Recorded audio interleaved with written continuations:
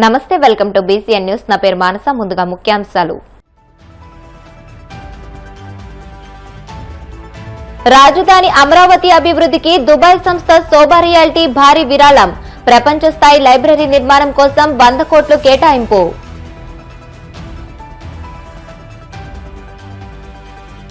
ఆహార భద్రతా విభాగం మరింత సమర్థంగా పనిచేసేలా చూస్తామన్న డిప్యూటీ స్పీకర్ రఘురామ. తగిన సూచనలు చేస్తూ పక్షం రోజుల్లో ప్రభుత్వానికి నివేదిక ఇస్తామని వెల్లడి. వైసీపీ ప్రజా ఉద్యమం పోస్టర్ను ఆవిష్కరించిన సజ్జల రామకృష్ణారెడ్డి. మెడికల్ కాలేజీల ప్రైవేటీకరణపై ప్రభుత్వం మెడలు వంచుతామని వ్యాఖ్య.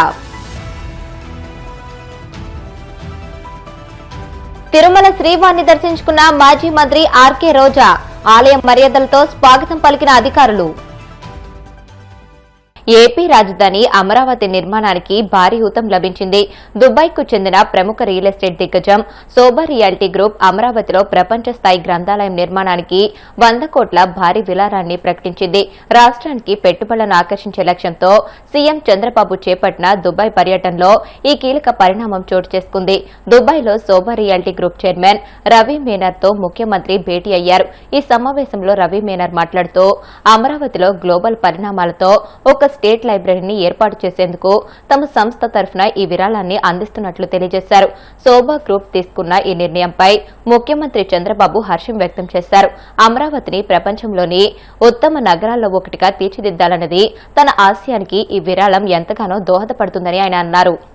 ఆహార భద్రతా విభాగం మరింత సమర్థంగా పనిచేసేలా చూస్తామని, ఇందుకోసం తగిన సూచనలు చేస్తూ పక్షం రోజుల్లో ప్రభుత్వానికి నివేదిక ఇస్తామని శాసనసభ ఫిర్యాదుల కమిటీ చైర్మన్ ఉపసభాపతి కనుమూరి రఘురామకృష్ణంరాజు అన్నారు.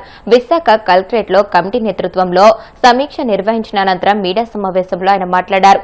ఆహార భద్రతా విభాగానికి సిబ్బంది కొరత ఎక్కువగా ఉందని, విభాగంలో 500 మందికి గాను 54 మంది మాత్రమే ఉన్నారని, రాష్ట్ర వ్యాప్తంగా సిబ్బంది కొరతలను అధిగమించేందుకు సచివాలయాల్లో అర్హులైన ఉద్యోగుల సేవలు వినియోగించుకోవచ్చని అన్నారు.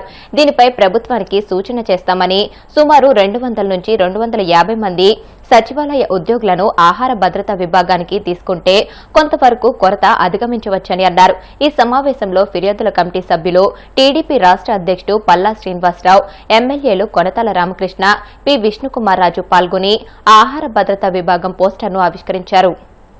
పిటిషన్స్ కమిటీ సంబంధిత అధికారులతో చర్చించడం జరిగింది. ఫుడ్ సేఫ్టీ మీద హ్యూజ్ మ్యాన్ పవర్ షార్టేజ్ ఉంది. అంటే సుమారు ఒక 500 మంది రాష్ట్ర స్థాయిలో, వేరే స్థాయిలో ఉద్యోగులు కావాలి అంటే 25% మందితోనే ప్రస్తుతం ఆ డిపార్ట్మెంట్ ఉంది. ఇంకా ల్యాబొరేటరీస్ కూడా రాష్ట్రం విడిపోయిన తర్వాత మనకంటూ ల్యాబొరేటరీస్ వేరియస్ స్టేజ్ల్లో ఉన్నాయి. ఒక 4 ల్యాబొరేటరీస్ ఆపరేషన్లోకి రాలేదు.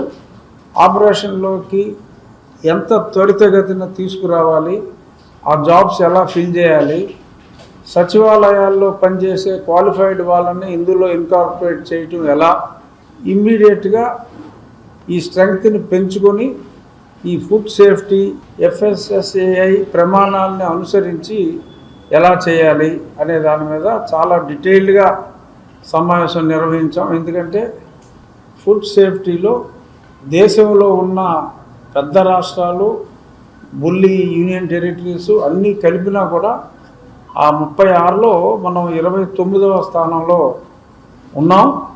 సో దీన్ని ఎలా రాబోయే నెక్స్ట్ ఇయర్ రేటింగ్లో మనం కనీసం 15-16 స్థానాలకు వచ్చి ఆ తర్వాత లాస్ట్ 5లో ఉన్న మనం టాప్ 5లోకి వెళ్ళాలి అంటే ఏమేమి చేయాలి, వాళ్ళకి కావాల్సింది ఏమిటి, ఈ కమిటీ ఏ రకంగా ప్రభుత్వ అధికారుల దృష్టికి, ముఖ్యమంత్రి గారి దృష్టికి తీసుకెళ్ళి మళ్ళీ ఈ ఫుడ్ సేఫ్టీలో, ఎందుకంటే చాలా చోట్ల మనం చూస్తున్నాం అక్కడ ఫుడ్ అడల్ట్రేషన్ జరిగింది, పలానా హాస్టల్లో ఫుడ్ అడల్ట్రేషన్ జరిగింది, అస్వస్థత అయ్యారు, 20 మంది అస్వస్థత అయ్యారు, ఇటువంటివన్నీ జరుగుతున్నాయంటే దానికి కారణం inadequate staff, non availability of laboratory సదుపాయాలు.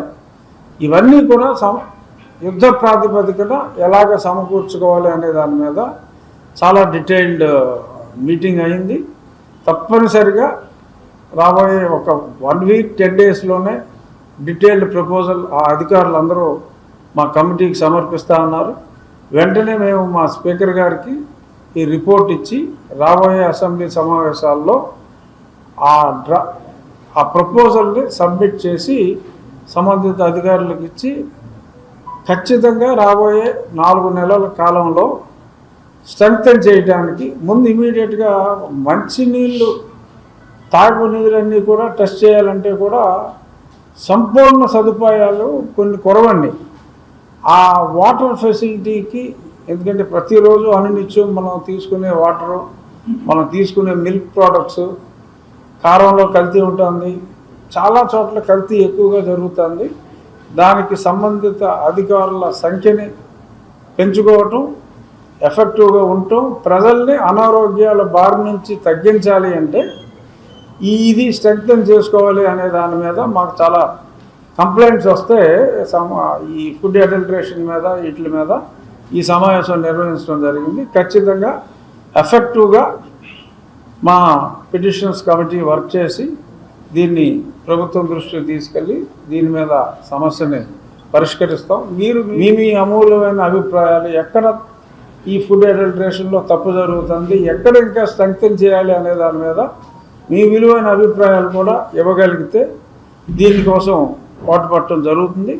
ఎందుకంటే విశాఖపట్నంలో ఒక ల్యాబొరేటరీ వస్తుంది నవంబర్ మొదటి వారంలో, ఇంకా డేట్ ఫిక్స్ అవ్వలేదు. మొట్టమొదటి రీజనల్ ల్యాబొరేటరీ ఇక్కడే ప్రారంభం అవుతుంది. దాని స్టాఫ్ రిక్రూట్మెంట్ కూడా కొన్ని మార్గదర్శకాలు కలెక్టర్ గారితో మాట్లాడటం జరిగింది. మళ్ళీ గత 2-3 వారాలుగా ప్రపంచం అంతా కూడా విశాఖపట్నం గురించే మాట్లాడుకుంటున్నారు. గూగుల్ సెంటర్ కానీ, TCS కానీ ఇంకా ఎన్నో వస్తున్నాయి ఇక్కడ. సో ఈ ఇన్ఫ్రాస్ట్రక్చర్ అన్నింటికి అనుగుణంగా రేపు రాబోయే జన ప్రవాహానికి అనుగుణంగా అన్ని రకాలుగా కూడా స్ట్రెంగ్తెన్ చేయాలి విశాఖపట్నాన్ని. ప్రభుత్వం కూడా పూర్తిగా విశాఖపట్నం అభివృద్ధికి, అమరావతితో పాటు విశాఖపట్నం అభివృద్ధికి కూడా కట్టుబడి ఉన్న నేపథ్యంలో పిటిషన్స్ కమిటీ కూడా కనీసం 3 నెలలకు ఒకసారి విశాఖపట్నంలోనే సమావేశం అవ్వాలని చెప్పి పల్లా శ్రీనివాస్ గారు కూడా సూచించారు. ఆయన సూచనకు అనుగుణంగా స్టాట్యూటరీ మీటింగ్స్ ఎలాగో మాకు క్యాపిటల్లో అవుతాయి, నాన్ క్యాపిటల్ మీటింగ్స్ వీలైనంత వరకు విశాఖపట్నంలో నిర్వహించాలి అని చెప్పి అనుకున్నాం. కనీసం 3 నెలలకు ఒక మీటింగ్ అయితే ఖచ్చితంగా అభివృద్ధి చెందుతున్న విశాఖపట్నంలో మా పిటిషన్స్ కమిటీ మీటింగ్స్ ఉంటాయి. ప్రజలు కొన్ని సమస్యలు మా దృష్టికి తీసుకురావచ్చు, కొన్ని తీసుకురాలేకపోవచ్చు. మీరు నిర్మోహమాటంగా ఏమేమి మేము టేకప్ చేస్తే బాగుంటుంది అనేది మీడియా వాళ్ళు కూడా మా దృష్టికి తీసుకొస్తే విశాఖపట్నం అభివృద్ధిలో, రాష్ట్ర అభివృద్ధిలో మీరందరూ కూడా పాల్పంచుకునే వాళ్ళు అవుతారని చెప్పి ఇట్స్ మై అప్పీల్ టు. మాజీ సీఎం వైఎస్ జగన్ నిర్మించిన మెడికల్ కాలేజీలను ప్రైవేటీకరిస్తూ కూటమి ప్రభుత్వం తీసుకున్న నిర్ణయంపై వెనక్కి తగ్గేదాకా వైసీపీ పోరాడుతుందని, కలిసి వచ్చే రాజకీయ పార్టీలు, ప్రజా సంఘాలు, మేధావులతో కలిసి ఉద్యమిస్తామని YCP state coordinator Sajjala Ramakrishna Reddy స్పష్టం చేశారు. తాడేపల్లిలోని పార్టీ కేంద్ర కార్యాలయంలో వైసీపీ ప్రజా ఉద్యమంపై రూపొందించిన పోస్టర్ను ఆయన ఆవిష్కరించారు. అనంతరం ఆయన మీడియాతో మాట్లాడుతూ మెడికల్ కాలేజీల ప్రైవేటీకరణకు వ్యతిరేకంగా ప్రస్తుతం పార్టీ ఆధ్వర్యంలో జరుగుతున్న 1 కోటి సంతకాల సేకరణతో పాటు ఈ నెల 28న రాష్ట్ర వ్యాప్తంగా ఉన్న 175 నియోజకవర్గాల పరిధిలో అవగాహన ర్యాలీలు నిర్వహించనున్నట్లు వివరించారు. నవంబర్ 24 నాటికి సంతకాల సేకరణ పూర్తవుతుందని, ఆ సంతకాల ప్రతులను మాజీ సీఎం వైఎస్ జగన్ పార్టీ నాయకులతో కలిసి వెళ్లి రాష్ట్ర గవర్నర్ కి అందజేస్తారని తెలియజేశారు. రాష్ట్రంలో ప్రభుత్వ మెడికల్ కళాశాలలను ప్రైవేటు వ్యక్తులకు అప్పజెప్పే దుర్మార్గపు ఆలోచన చేసిన చంద్రబాబు కూటమి ప్రభుత్వానికి వ్యతిరేకంగా ఆ ప్రతిపాదనను ఇమ్మీడియట్గా ఉపసంహరించుకోవాలని, జగన్మోహన్ రెడ్డి గారి హయాంలో మొదలుపెట్టిన 17 మెడికల్ కాలేజీలు పూర్తిగా ప్రభుత్వ రంగంలోనే కొనసాగాలని, ఈ డిమాండ్తో దీని గురించి ప్రజల్లో చైతన్యం తీసుకొచ్చి ఇప్పటికే ఏదైతే వ్యతిరేకత పెళ్ళుబుకి రాష్ట్ర వ్యాప్తంగా వ్యక్తం అవుతోందో అది సంతకాల రూపంలో 1 కోటి సంతకాలుగా తీసుకొని రాష్ట్ర గవర్నర్కు ప్రజల తాలూకు ఏదైతే అభిప్రాయం ఉందో బలంగా వినిపించాలని